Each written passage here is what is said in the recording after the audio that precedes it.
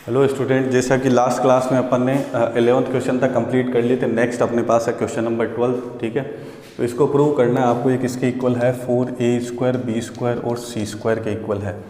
तो यहाँ पे आप इजीली नोटिस कर सकते हो कि क्वेश्चन में जो कॉलम फर्स्ट है उसमें से a कॉमन आ रहा है, कॉलम जो सेकंड है उसमें से b और कॉलम जो थर्ड है उसमें से c कॉमन आ रहे हैं। तो मैं प्रॉपर्टी 4 अप्लाई करके a b c को कॉलम 1 से 2 से 3 से कॉमन ले लेता हूँ। ठीक है, यहाँ पे आप थ्योरी में लिख देना taking common a from c1, b from c2 और c फ्रॉम c3। ठीक है, तो यहाँ पे क्या आ जाएगा a, यहाँ पे a कॉमन ले लेंगे तो क्या आ जाएगा a प्लस बी, यहाँ पे a कॉमन ले लेंगे तो क्या आ जाएगा b।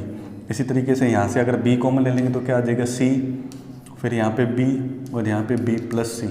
इसी तरीके से यहाँ पे मैं c कॉमन लूँगा तो आएगा a प्लस c कॉमन लेते हैं, यहाँ पे आएगा a और यहाँ पे आएगा c। ठीक है, अब आपको क्या करना है, यहाँ पे ज़्यादा से ज़्यादा 0 या ज़्यादा से ज़्यादा 1 बनाने की कोशिश करनी है। तो मैं क्या करता हूँ, r1 की जगह क्या करता हूँ r1 प्लस, जैसे यहाँ पे आपको दिख रहा है a प्लस बी, आप कॉलम में भी अप्लाई कर सकते हो, रो में भी कर सकते हो। ठीक है, जैसे यहाँ पे आपको दिख रहा है a प्लस बी है और यहाँ पे क्या a और b है, तो मैं r1 को और r3 को क्या कर रहा हूँ, ऐड कर रहा हूँ। आप चाहो तो c1 और c2 को ऐड कर सकते हो, जैसे यहाँ पे आपको दिख रहा है a प्लस c है, तो r1 प्लस r3 कर दिया मैंने r1 की जगह। तो ABC एज इट इज़ है, तो ये r1 और r3 ऐड होके चेंज हो जाएगा किसमें, r1 में। तो यहाँ पे क्या हो जाएगा a प्लस बी, यहाँ पे ऊपर जाके क्या है b प्लस सी और प्लस सी, तो क्या हो जाएगा b प्लस 2c और इनको ऐड कर देंगे a प्लस सी, तो ये क्या हो जाएगा a प्लस 2c।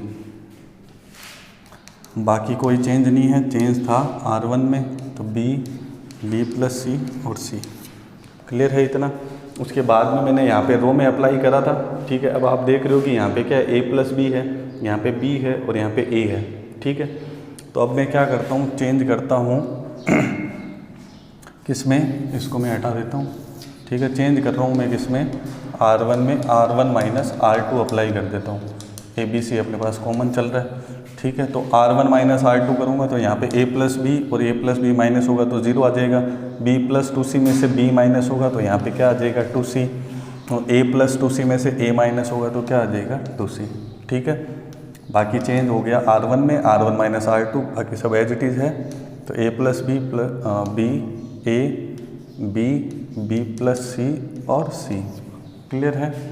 अब यहाँ पे आपको 2c दिख रहा है, तो यहाँ पे भी आप 0 बना सकते हो। तो मैंने क्या करा, c2 में चेंज कर दिया c2 माइनस c3। ठीक है ना, जहाँ पे आपको लगेगी इतनी प्रॉपर्टी अप्लाई कर सकते हैं अपन, तो आगे से आगे प्रॉपर्टी अप्लाई करते रहो, क्योंकि उसके बाद जो बनेगा वो बहुत इजी होगा। 0 a प्लस बी और b।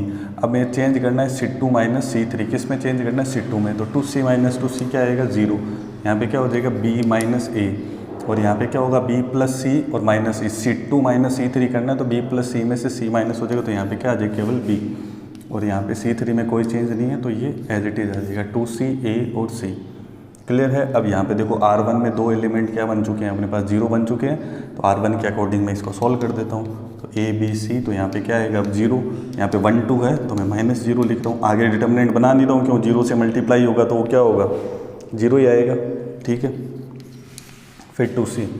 अब 2c जिस रो और कॉलम में है उसको मैंने छुपा दिया, तो a प्लस बी किससे मल्टीप्लाई होगा, b से, तो a प्लस बी से मल्टीप्लाई होगा तो क्या होगा ab plus B square. a plus B जब b से मल्टीप्लाई होगा तो क्या आएगा ab प्लस बी स्क्वायर। फिर माइनस b किससे मल्टीप्लाई होगा, b माइनस a से। और आपके पास क्या चल रहा है abc, ये तो 0 0 हो गई 2c।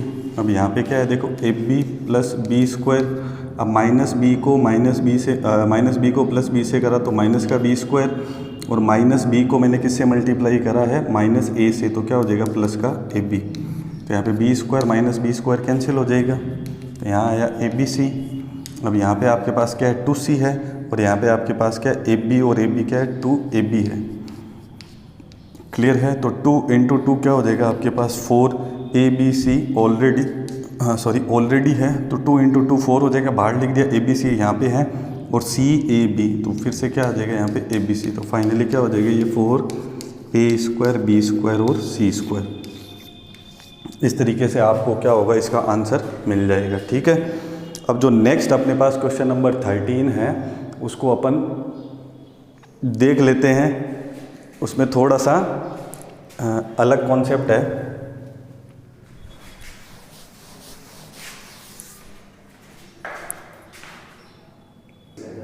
नेक्स्ट अपने पास क्वेश्चन नंबर 13 है, जिसमें आपके पास जो डेल्टा इक्वल टू एक डिटर्मिनेंट दे रखी है, जिसमें A1 B1 C1 A2 B2 C2 और A3 B3 C3 आपको दे रखे हैं, और आपको प्रूव करना है कि जो डेल्टा स्क्वायर है वो इक्वल आएगा capital A1 capital B1 capital C1 capital A2 capital B2 capital C2 और कैपिटल A3 कैपिटल B3 और कैपिटल C3। तो स्मॉल A1 B1 C1 आपके पास है, वो आपके पास क्या है, एलिमेंट्स हैं, बट जो capital A1 B1 C1 A2 B2 C2 और A3 B3 C3 है वो आपके पास क्या है, कोफैक्टर्स है। तो मैंने आपको बताया जो प्रॉपर्टी 7 थी, जिसमें अपन ने सीखा था कि अगर पर्टिकुलर किसी रो के साथ उसी रो के क्या आ जाए, आपके पास कोफैक्टर्स आ जाए, तो किसकी वैल्यू को रिप्रेजेंट करता है, डिटर्मिनेंट की वैल्यू को। सपोज़ यहाँ पे फर्स्ट रो के एलिमेंट अपने पास क्या है, A1 B1 C1, और फर्स्ट रो के जो अपने पास कोफैक्टर्स है वो क्या है, A1 कैपिटल B1 और कैपिटल C1, ठीक है ना। ये प्रूव करना है, या आपको प्रूव करना है, ठीक है ना, डेल्टा स्क्वायर की वैल्यू में, ठीक है ना। तो A1 के साथ अगर कैपिटल A1 आ जाए और B1 के साथ कैपिटल B1 आ जाए और C1 के साथ कैपिटल C1 आ जाए, तो वो किसको रिप्रेजेंट करेंगे, डिटर्मिनेंट की वैल्यू को। अदरवाइज अगर अपने पास A1 B1 और C1, small A1 small B1 और स्मॉल C1 के साथ अगर यहाँ पे क्या आ जाता है, कैपिटल A2 कैपिटल B2 और कैपिटल C2, तो उस कंडीशन में यहाँ पे क्या होगी, डिटर्मिनेंट की वैल्यू क्या होगी, 0 होगी, ठीक है ना। तो ये डिटर्मिनेंट की वैल्यू को रिप्रेजेंट नहीं करेगा इस कंडीशन में। अगर आपने उस रो के एलिमेंट के साथ दूसरी रो के क्या लगा दिया, आपने कोफैक्टर्स लगा दिए, तो उसकी वैल्यू क्या होगी, आपके पास 0 होगी, ठीक है ना। अगर जिस पंक्ति के आपने अवयव लिए उसके साथ उसी के आपने सहखंड यूज़ नहीं किए, तो सारणी का मान कितना आ जाएगा, सारणी का मान नहीं बोलना है, ऐसे बोलना है कि इसका आंसर कितना हो जाएगा, 0। अगर इसी के साथ इसी के मतलब capital A1 capital A1 small B1 capital B1 और स्मॉल C1 और कैपिटल C1 है, तो वो किसकी वैल्यू को रिप्रेजेंट करेंगे, डिटर्मिनेंट की वैल्यू को रिप्रेजेंट करेंगे, ठीक है। तो मैंने यहाँ पे डेल्टा लिख दिया। 7th प्रॉपर्टी है, मैंने प्रॉपर्टीज़ में आपको एक्सप्लेन करा था। अब बात आती है कि अपने को जो क्वेश्चन में दे रखा है वहाँ पे तो केवल डेल्टा की वैल्यू दे रखी है, और आंसर में अपने को क्या दे रखा है, कोफैक्टर्स दे रखे हैं। हालांकि क्वेश्चन में कोफैक्टर्स के बारे में बताया हुआ है, तो अगर अपने को एलिमेंट्स का रिलेशन कोफैक्टर के साथ बनाना है, ठीक है, सेकंड के साथ बनाना है, तो मैंने क्या करा, एक डेल डैश अलग से क्या करा, यहाँ पे अज्यूम कर लिया एक डिटर्मिनेंट, जिसमें आपके पास क्या है, capital A1 capital B1 capital C1 capital A2 capital B2 capital C2 और A3 B3 और C3। मैंने क्या करा, रेस्पेक्टिवली इन्हीं के क्या ले लिए, यहाँ पे कोफैक्टर्स ले लिए, क्योंकि मुझे आंसर में ये लेके आना, क्वेश्चन में ये दे तो रखा है बट अलग से कोई डिटर्मिनेंट नहीं बना रखा है। तो अब डेल तो क्वेश्चन में था, डेल डैश मैंने अज्यूम कर लिया, और आंसर अपने को ये लेके आना जिसमें आपको क्या दिख रहे हैं, कोफैक्टर्स दिख रहे हैं, ठीक है। तो अब मुझे क्या करना है, डेल्टा को डेल डैश से मल्टीप्लाई करना है, ठीक है ना। अब आपके पास नया कॉन्सेप्ट बन गया कि डिटर्मिनेंट को डिटर्मिनेंट से कैसे मल्टीप्लाई करना है। जैसे अपन एक मैट्रिक्स को दूसरी मैट्रिक्स से मल्टीप्लाई करते हैं, वो सेम कॉन्सेप्ट अपन यहाँ पे यूज कर सकते हैं कि एक डिटर्मिनेंट को दूसरे डिटर्मिनेंट से कैसे मल्टीप्लाई करेंगे, ठीक है। बट यहाँ पे अपन वो कॉन्सेप्ट यूज़ नहीं करेंगे, क्योंकि डिटर्मिनेंट को मल्टीप्लाई करने के अपने पास 2 तरीके हैं।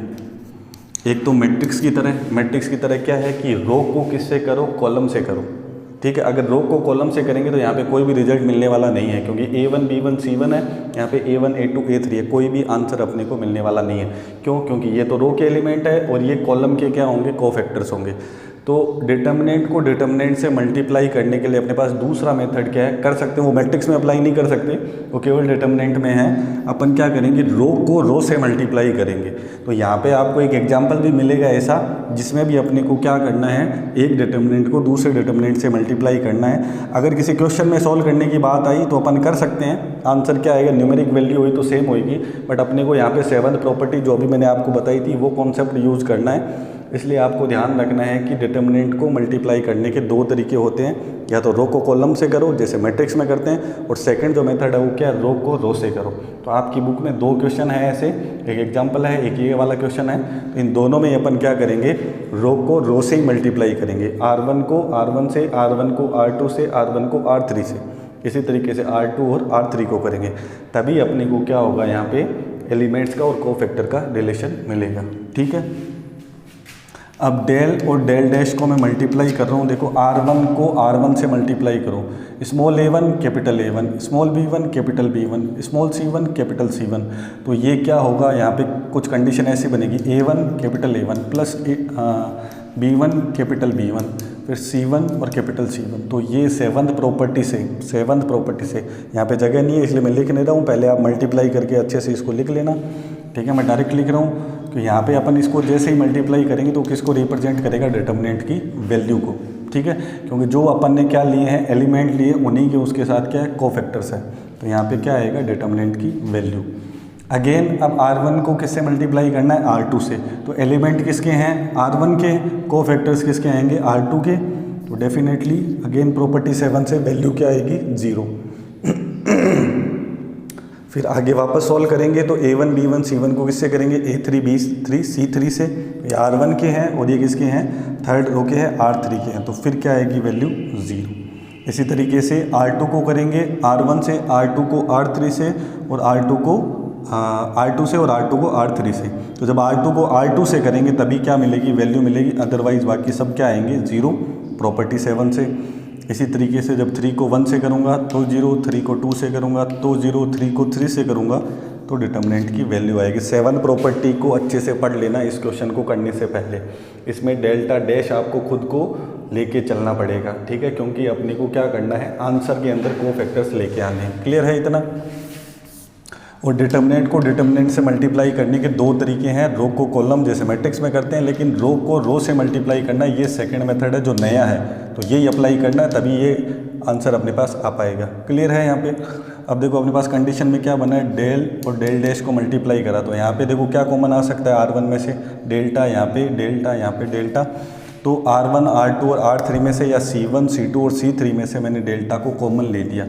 एक बार, 2 बार, 3 बार, तो क्या आ गया, डेल्टा क्यूब कॉमन आ गया। यहाँ पे क्या आ गया, 1 0 0 0 1 0 और 0 0 1। क्लियर है। अब यहाँ पे डेल्टा की पावर कितनी है, अपने पास 3 है, यहाँ डेल्टा की पावर कितनी है, 1 है। तो डेल डैश इक्वल टू क्या आ जाएगा, डेल्टा स्क्वायर। एक यहाँ पे पावर कैंसिल हो जाएगी। रही बात इस डिटर्मिनेंट की, इसको आप सॉल्व करोगे, इन दोनों को तो सॉल्व करना नहीं है, इसको सॉल्व करोगे तो 1 - 0, जब इसकी वैल्यू क्या आएगी, 1। तो फाइनली आपके पास कंडीशन क्या बनी है, डेल्टा स्क्वायर इक्वल टू क्या बना है, डेल डैश बना है। और डेल डैश को मैंने क्या अज्यूम करा था, capital A1 capital B1 capital C1 A2 B2 C2 A3 B3 C3। तो यहाँ डेल डैश की जगह क्या आ जाएगा, यही आ जाएगा, capital A1 B1 C1 A2 B2 C2 A3 B3 और C3। यही आपको प्रूव करना था। क्लियर है। तो एक्सरसाइज 4.2 है ये आपके पास कंप्लीट हो चुकी है। नेक्स्ट अपन जो इसकी मिसलिनियस है उसको देखेंगे। आज के लिए बस इतना ही। Thank you so much.